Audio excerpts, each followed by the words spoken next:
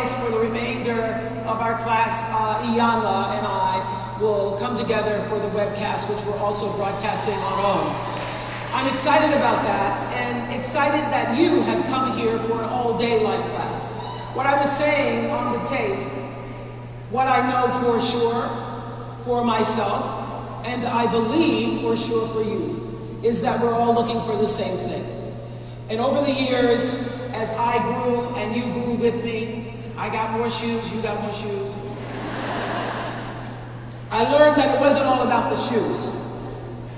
No matter how many pairs you get. It's not about your square footage, not about how many bedrooms you have, what kind of car you drive. It really is ultimately about how you choose to use your life in service. First to yourself, and then to others. And my consistent prayer is, God, how can you use me? How can I be used? And everybody here is pursuing different areas, different careers, different aspects in your relationship, in your lives, as you open your heart to the space of trying to be better. What I know for sure is if you ask that question with whatever entity, force, source that you choose to know is greater than yourself, and ask the question not how can I be successful, but how do I be of service? And regardless of what your profession, you're working in a flower shop, a beauty shop, a mechanic shop, you're a doctor, lawyer, teacher, mother, scientist, physicist, plumber, architect, if the paradigm is how do I use what I have been given, my talents, how do I use what I know, how do I use that which I am in service, your meaning and purpose in life comes to the forefront of your being. Because your purpose is really the thread that connects all the dots and experiences of your life. People often say, Oprah, even on the web the other night, one was saying, I've got 5 kids and I'm devoted to my kids and I'm doing everything I can for my kids, and so I'm going to work on my purpose after that. My kids are out of the house. Whatever you're doing right now, your purpose is flowing through it. My purpose started the day I was born. It was defined the first time I stood up in front of an audience in Kosciuszko, Mississippi, and said, Jesus rose on Easter Day. Hallelujah, hallelujah, all the angels did proclaim. And all the sisters sitting in the front row, just like you all, turned to my grandmother and said, Hattie Mae, this is a talking child. Purpose started to be defined when I was 7 years old, went to church. And you know how we spend all day in church, like y'all do down south here. You go to Sunday school, and you go to 11 o'clock service, and then you're here for afternoon service. They have the tea in the afternoon for the Women's Day program. So the little girl didn't show up for the tea in the afternoon at the Women's Day program, and they asked my father if I could speak for her. And my father says, well, what do you want her to say? And they said if she could do some rendition of a reading. I love that, rendition of a reading. They took me home after 11 o'clock service to get back for the 4 o'clock tea and taught me Invictus by William Ernest Henley. Out of the night that covers me, black as a pit from pole to pole, I thank whatever gods there be for my uncomfortable soul. I didn't know what uncomfortable was. But the purpose and the path was starting, because even at 3.5 and even at 7 years old, and later becoming an orator in high school and speaking, every time I get up, people would say, that is a talking child. That is a talking child. The thread of that was, if that talking child can do that, I wonder what I can do. The thread was inspiration. So the thread of the purpose of inspiration started to feed my life, just as the thread in your life has done the same. And it is your real job, not to get up and go to work every day and put on your clothes and bring home a paycheck. Your real job is to figure out what that thread is, and to honor it, to celebrate it, to revere it, to cherish it, to fine-tune it and to master it. That is your real job. And the way to do it is by asking, because I know that when you ask, it is given. When you ask in truth, when you ask in purity, when you ask from the center of yourself and not your ego self, as we learned not in life class, there's a hole here. When you ask from the center of yourself, I saw Gail do that and said, you know what? Yeah, you know what that is? Because when I saw Gail do it, I said, didn't she see the hole?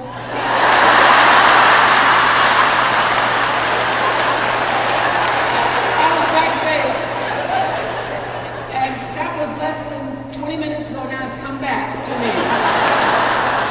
Don't slap me in the face because I went, you did that. I went, well, didn't you see the hole? Okay, I got it. That's another law that I live by. What you put out comes back. As soon as you get that law, and when you know it, it comes back quicker. Glad it didn't have to take me down on the floor. What I know for sure is that there is a source to all being. There is. This stuff that's happening in the world, the clouds and the sky and the sun and the rain, the mountains, the oceans, the sea, the birds, the caterpillars, the butterflies, you, all come from a source. Down south we can call it what it is. We can call it what it is down here. People don't get upset with the G word.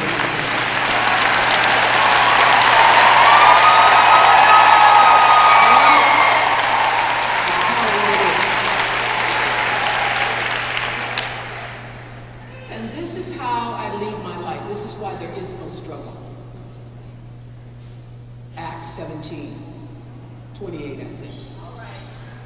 In God, I live and move and have my being.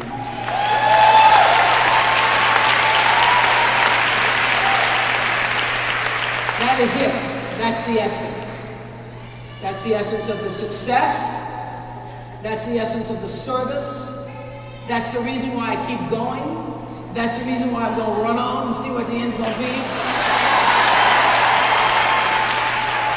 That's the reason I keep getting up. That's the reason why I keep getting stronger. And strength times strength times strength times strength equals power.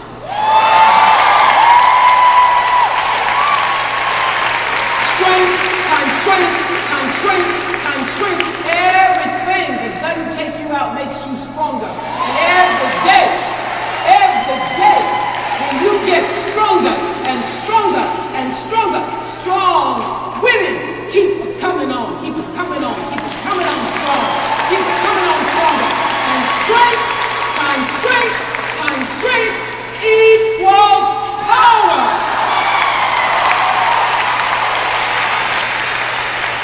And where does that power come from? It comes from the source of all things. When you get down, when you think you're not going to make it to the end of the week, when you think there is no way out, when you think there's nowhere to turn, know this: in God I live and move and have my being.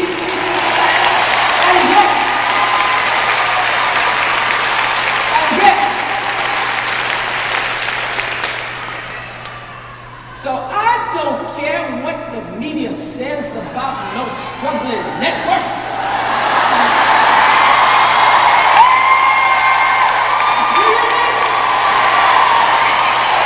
I know who I am.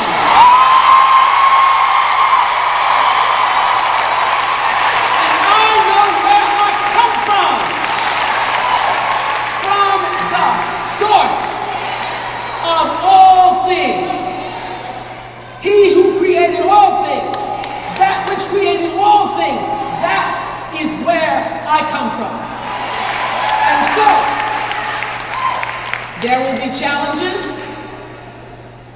There will be difficulties.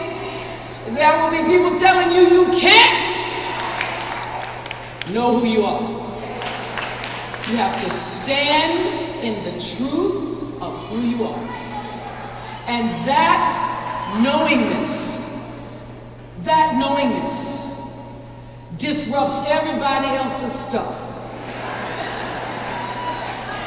Really, it is a knowingness. It is a knowingness. It isn't a going to, and I grew up in the church, so I know what it's like to go and stay all day there, and then go home and everybody worry about how they're going to make it. I go, well, what did we just do all that for in the church? What was that all about? That we stayed there all day, we went to the altar for the prayer and prayed, and I asked God who knows all things and does all things, and now I'm going to go home and worry about it? Oh no.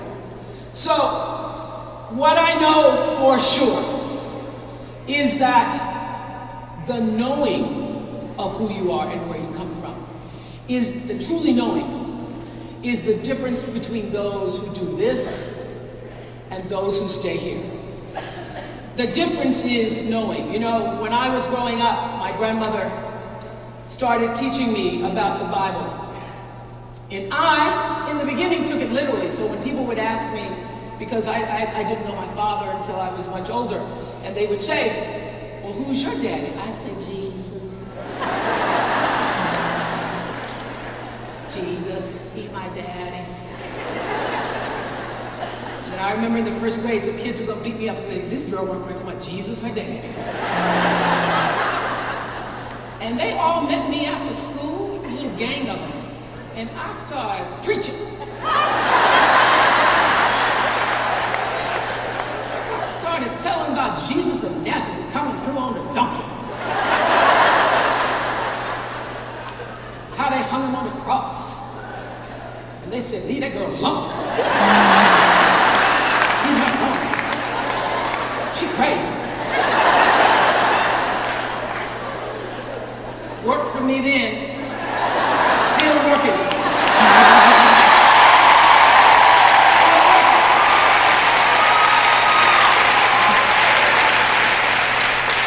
It's a wonderful thing. For 25 years, I had the opportunity to meet so many people from every aspect of life. It was the greatest education, and that's why doing life class for me is such a gift. I get to take those lessons and I get to share them, and we get to hone them down and refine them in such a way that allows people to see exactly what I wanted them to benefit from every show. And in doing so, having that 25-year platform to connect with all of you and to be a part of your lives in a way, and many times, obviously, I didn't even know was happening. I don't know you by name, but I do know you by spirit. And I do know that in spirit, we are all the same. And that's why, regardless of how much I've been able to achieve financially and materially, I know that in spirit, those Louboutins don't mean a thing. They're hard to walk in. In spirit, I know that there's a deeper connection that we all share. We do. And I know that every single one of us is meant to have our own platform, and that your life is yours. Mine is television, now a network. Got a lot of challenges ahead. It's a learning curve, but it's wonderful. You know why? Because I was so comfortable sitting there on Oprah show every day being queen. I was just so comfortable. I was so comfortable not taking any risks. It's wonderful. And then I recognized if I am going to continue to grow, if I'm going to be everything that I was truly meant to be, and not settle in the comfortable realm of accepting that now I'm done, if I want to keep on growing and keep on moving, I got to step out of this. I got to step out of this. I got to let that go. And I can no longer be defined by everything I did. I got to start right now. From everything that I bring to the table right now in this space and time. Because that's what life is about. It's about opening you up and continuing to grow. And wherever you are in your relationships, wherever you are, if you're not growing, you've really stopped living. Because living is about growth. It's about growth. And it's about the wave, it's about the wave. You will have difficult times and then you will ride the wave of that because you know who you are. You don't get scared. You don't get scared. You are the wave in the ocean. God, you got all that stuff in you. You're not scared because that's where you come from. Who do you think you are? When people say that, who do you think you are? I love taking a moment. I love this. I was walking in the park with my dogs. This was a couple of years ago, and on the weekend, just to keep my hair, because now it's falling in here, humidity. I braid it sometimes, and I do everything. Sometimes you see me, I got a weave on, sometimes I got a wig on, sometimes I got, and that's all right with me. And on the weekends, whatever I'm doing, I try to braid it up. Like this is my own hair, so I would braid it up on the weekends if I wasn't with y'all. I'd have my hair braided, just kind of protected, because we know, those of us with black hair, know that you cannot put heat in your hair every day and expect it to last. All the white people just stay with you for a minute. So, we protect our hair on the weekends, all right? So I'm walking down, walking my dogs, and my hair is braided, and this brother said, "Hey, baby." He's just sitting on the side. "Can I talk to you for a minute?" So I ignore him. He goes, "You didn't hear me talking to you? You too good to speak to somebody? Who you think you is?" And I could not resist.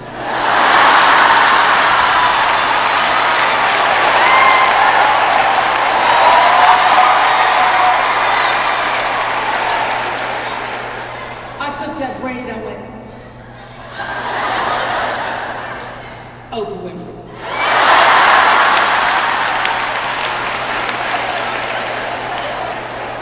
And you know what he said?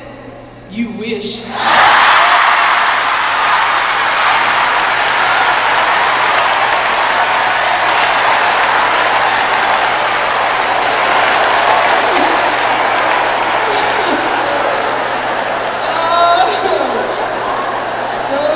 True. It came right back at me. Okay, so the real reason I wanted to be here is to be able to connect with you all and to hear what you had to say. So I understand that they took some questions from people earlier. And where's Cheryl Coleman? Cheryl? Okay, Cheryl. Your question is? My question is, first and foremost,